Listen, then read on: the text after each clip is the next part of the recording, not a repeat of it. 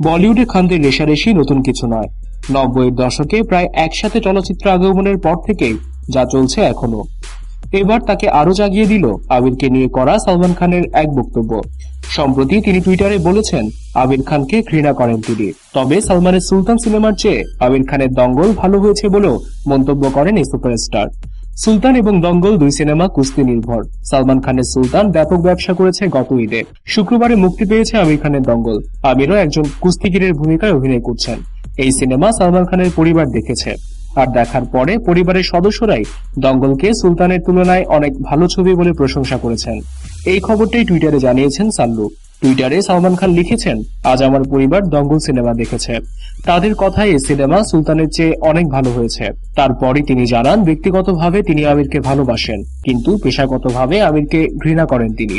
আমির খানও পাল্টা টুইট করেন। তিনি লেখেন, তোমার ঘৃণার মধ্যেও আমি খালি ভালোবাসাই খুঁজে পাই সাল্লু। তারপরে একটা হিন্দি ছবির গানের লাইনও লিখেছেন তিনি, I love you like I hate you. এলটিভির সাথে থাকার জন্য সবাইকে ধন্যবাদ।